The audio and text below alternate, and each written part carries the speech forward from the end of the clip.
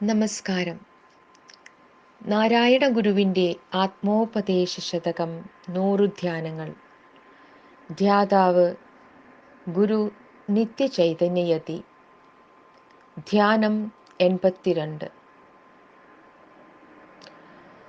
അരണി കടഞ്ഞെഴുമഗ്നി പോലെയാരായി വവരിലിരുന്ന് അതിരറ്റെഴും വിവേകം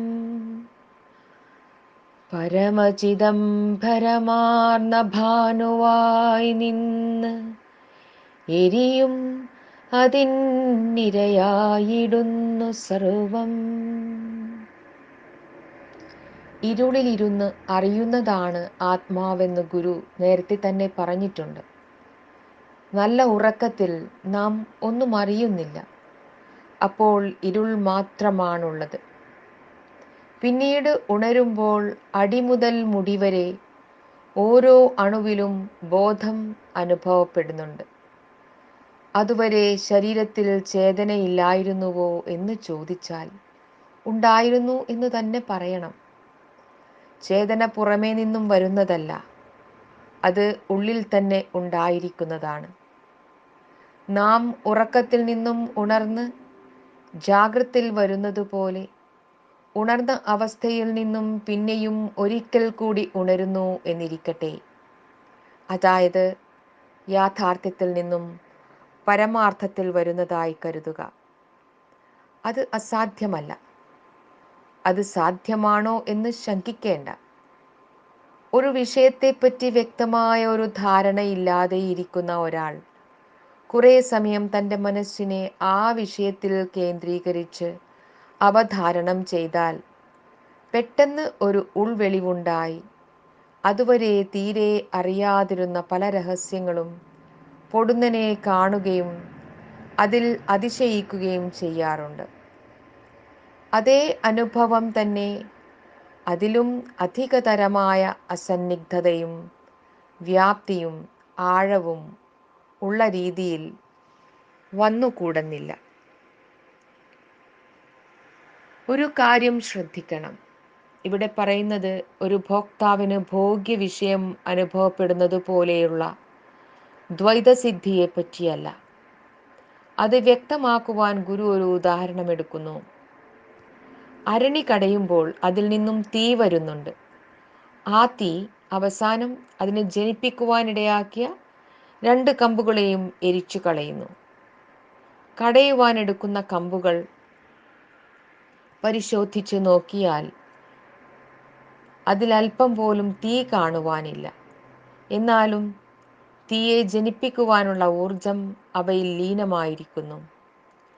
ഉരസലുകൊണ്ട് ആ ഊർജം തീക്ഷ്ണമാകുന്നു. പെട്ടെന്ന് ആ 2 കമ്പിൻ്റെയും സാധാരണമായ പ്രകൃതിയിൽ നിന്നും തീരെ വ്യത്യസ്തമായ ജ്വാല ഉയരുന്നു. അതും സ്വയം പ്രകാശിക്കുന്നതും എല്ലാറ്റിനെയും ഭസ്മമാക്കുന്നതുമായ അഗ്നിയാണ്. നമ്മളിലും അരണി കടയുവാനുള്ള കമ്പുകൾ പോലെ 2 അംശങ്ങളുണ്ട്. ഒന്ന് ഭോഗം കാക്ഷിക്കുന്ന ബോധസത്ത, മറ്റേത് ഭോഗത്തിനായി വിഷയങ്ങളോട് സമ്മേളിപ്പിക്കാവുന്ന ശാരീരിക സത്ത. ഒരുവനിലെ ചിത്തശക്തി തമോബാധിതമായി മന്ദമായിരിക്കുമ്പോൾ ശരീരസത്തയും കൂടുതലായി ജാഡ്യതയെ പ്രാപിച്ചിരിക്കും. മനസ്സിനെ ഉണർത്താൻ ശരീരവും ശരീരത്തെ ഉണർത്താൻ മനസ്സും അത്യന്തം പര്യാപ്തമാണെന്ന് എല്ലാവർക്കും അറിയാം. രണ്ടിനെയും ഏകതാനതയുള്ള ഒരു അവസ്ഥിതിയിലേക്ക് കൊണ്ടുവരുവാൻ വിവേകത്തിന് കഴിയും. വിവേകം എന്ന് പറയുന്നത് ശുദ്ധമായ ജ്ഞാനം തന്നെയാണ്. അനിത്യവും അസത്യവും അശുചിയുമായ ദുഃഖഹേതുക്കളിൽ നിന്നും ശുദ്ധവും നിത്യസത്യവുമായ ആനന്ദത്തിലേക്ക് ശ്രദ്ധയെ നിരന്തരമായി നയിക്കുവാനുള്ള കഴിവുണ്ടാകുമ്പോഴാണ് വിവേകമുണ്ടായി എന്ന് പറയുന്നത്.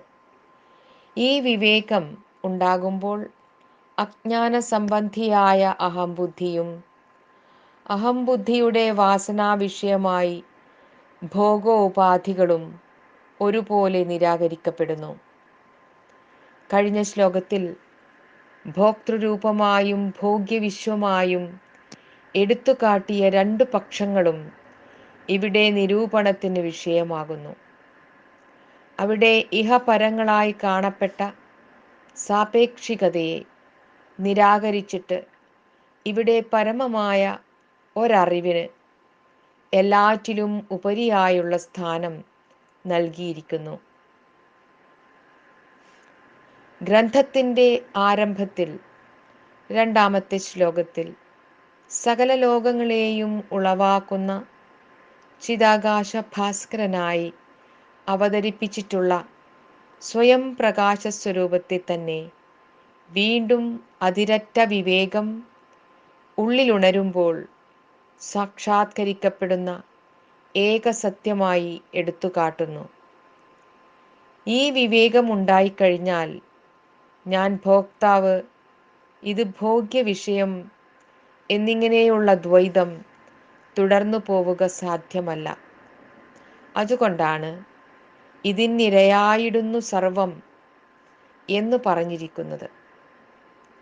അരണിയിൽ നിന്നും വരുന്ന തീ എങ്ങനെ അതിനെ ജ്വലിപ്പിക്കുവാനായി ഉപയോഗപ്പെടുത്തിയ കമ്പുകളെ കൂടി എരിച്ചു കളയുന്നുവോ, അതുപോലെ ജ്ഞാനാഗ്നിയെ ജ്വലിപ്പിക്കുന്നതിന് സാധനാവേളയിൽ ഉപയോഗപ്പെട്ട മനസ്സും അതിൻ്റെ താൽപ്പര്യവും അതിനോട് സംബന്ധപ്പെട്ടു നിന്നിരുന്ന ഉപാധികളും എല്ലാം ആ പരമമായ അറിവിൽ ദഗ്ധമായി പോകുന്നു.